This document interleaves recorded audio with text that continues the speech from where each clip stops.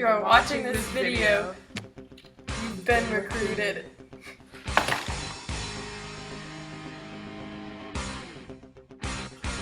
The sun has set on our time, on our freedom, so we must have one last hurrah. Got to get scheming one last time. You will be randomly divided into squadrons. Teams. You will then be entered in several competitive competitions. Very competitive competition. Very.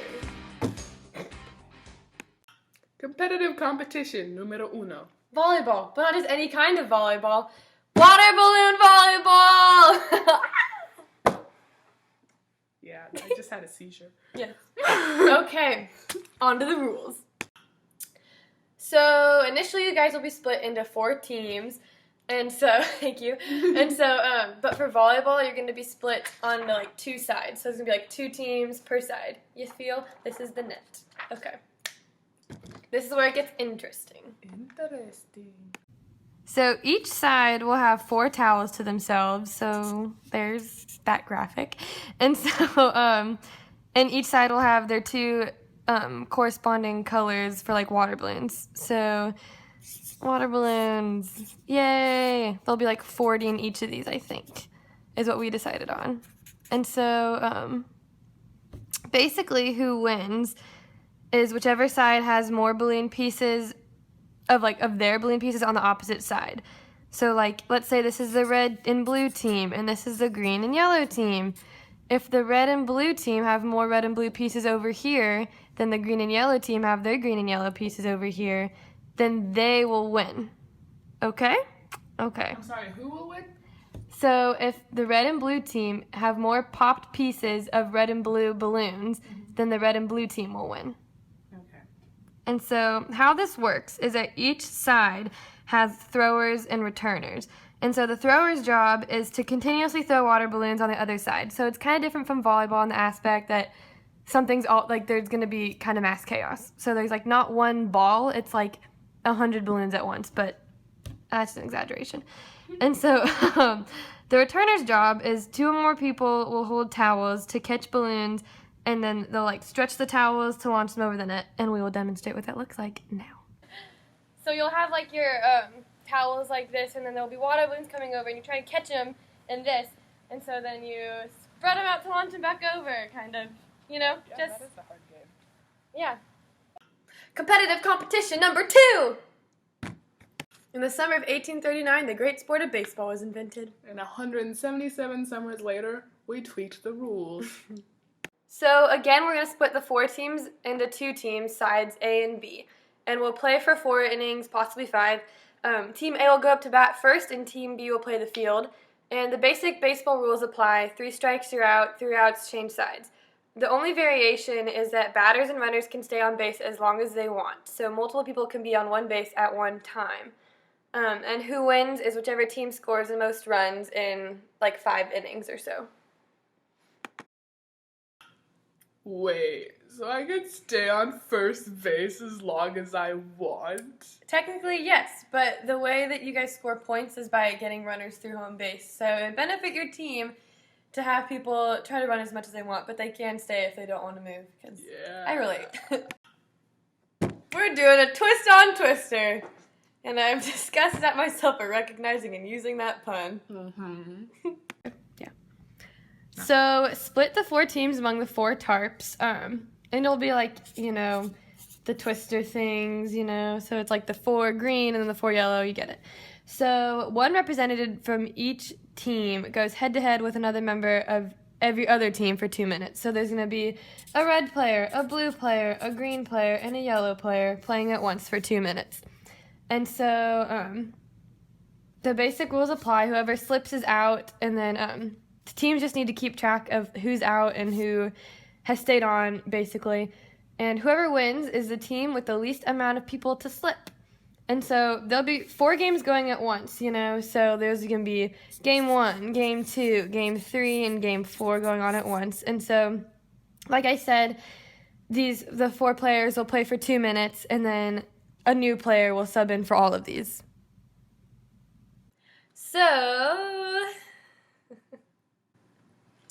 One player from each team must opt out in order to have people to read the wheel. So you know how in Twister there's like the spinner and then you flick it and then it goes like left foot green or right hand blue.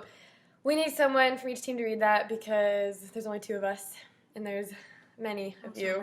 So many.